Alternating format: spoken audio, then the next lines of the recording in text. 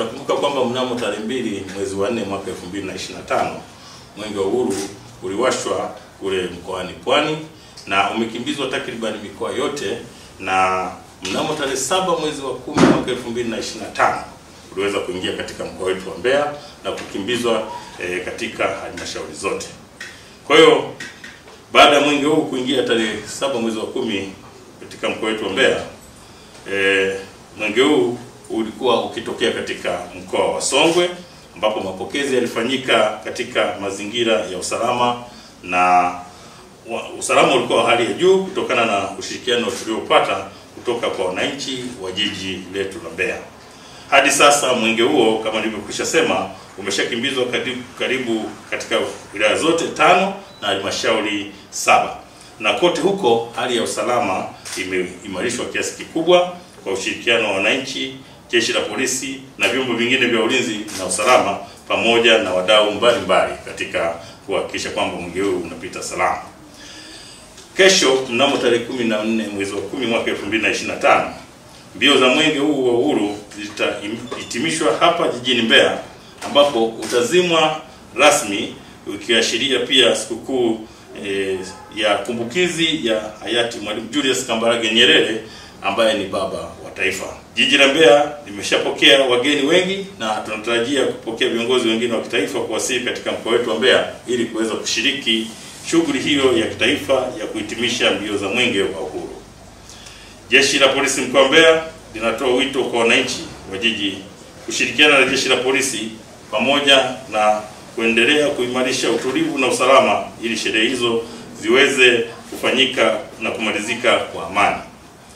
Aidha, kutokana na wageni mbalimbali ambao wamekwisha wasili na wanaoendelea kuwasili, tunatoa wito kwa watumiaji wa barabara kuzingatia sana sheria ambazo zimewekwa, lakini pamoja na hayo kufuata maelekezo ambayo wanapewa na askari walioko katika maeneo mbalimbali kwenye vipenyo na kwenye sehemu mbalimbali za mabarabara ili kuhakikisha kwamba misafara inayopita iweze kupita kwa amani na usalama. Pia jeshi la polisi mkoa wa Mbeya linapenda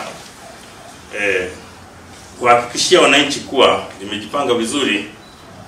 kuhakikisha hali ya ulinzi na usalama unaendelea kuimarika wakati wote na shughuli za kuzima mwenge wa uhuru, na baada ya shughuli hiyo kumalizika hali inakuwa ni shwari. Aidha, halitasita kuchukua hatua kali kwa mujibu wa sheria za nchi kwa wale ambao watapenda kwa makusudi kuathiri au kuharibu utaratibu mzima uliokwisha pangwa, na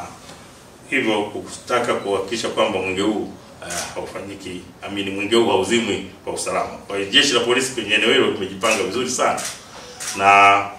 tunaomba wananchi kwa kweli wawe watulivu, kwa sababu jeshi lao limejipanga kuhakikisha kwamba mwenge wa uhuru na shughuli zote zilizopangwa zinakwenda salama. Mwenge ambao umepangwa kwa leo tarehe 13 kuamkia tarehe 14, jeshi la polisi linahakikisha kwamba maeneo yote ambapo kutakuwa na shughuli hizo za mkesha, jeshi la polisi limepanga askari wa kutosha kuzunguka eneo hilo, lakini pia watakuwepo askari watakaokuwa karibu sana na eneo la mwenge kuhakikisha kwamba mwenge huo unakuwa umelindwa na hakuna mtu ambaye anasogea hata kwenye ule mwenge kwa mtu ambaye hahusiki. Lakini pia tutafanya doria za nguvu ambazo pia zimekwishaanza kufanywa, na baadhi ya watu ambao si waaminifu sana wanaendelea kukamatwa na shughuli na hatua mbalimbali zinachukuliwa. Lakini kwa eneo la leo,